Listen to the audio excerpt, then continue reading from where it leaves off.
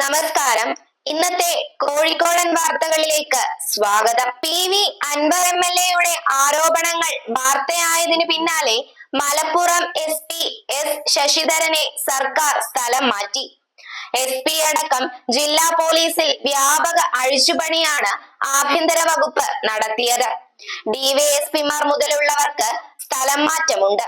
ADGP MR Ajith Kumar ഊഴം വെച്ച് RSS നേതാക്കളെ കാണുന്നത് എന്തിനാണെന്ന് CPM സംസ്ഥാന സെക്രട്ടറി ബിനോയ് വിശ്വം.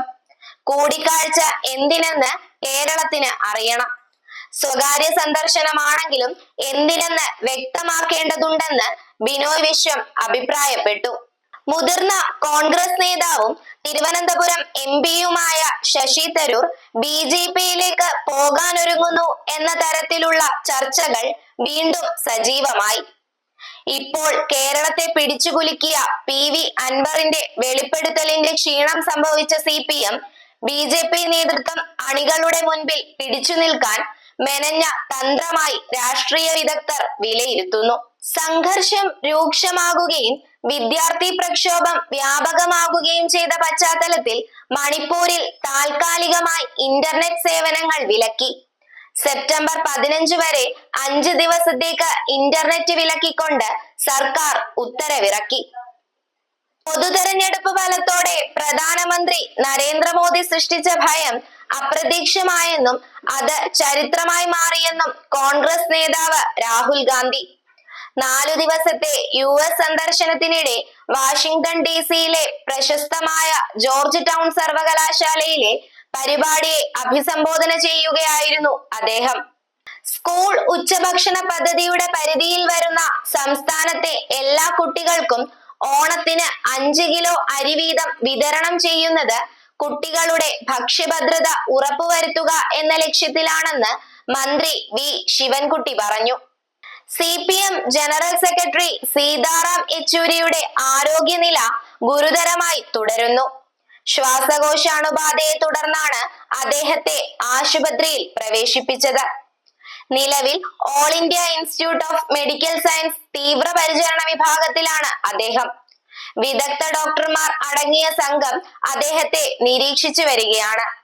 പരമ്പരാഗത മേഖലയിലെ തൊഴിലാളികൾക്ക് ഓണത്തിന്റെ ഭാഗമായി 45 കോടി രൂപയുടെ സഹായം സർക്കാർ അനുവദിച്ചു.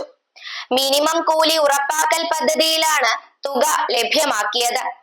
9 ലക്ഷം തൊഴിലാളികൾക്ക് ഓണക്കാല ആനുകൂല്യം ലഭിക്കുമെന്ന് ധനകാര്യമന്ത്രി KN ബാലഗോപാൽ അറിയിച്ചു. സംസ്ഥാനത്തെ എല്ലാ പോലീസ് ഉദ്യോഗസ്ഥർക്കും ഇത്തവണ വീട്ടുകാർക്കൊപ്പം ഓണം ആഘോഷിക്കാം.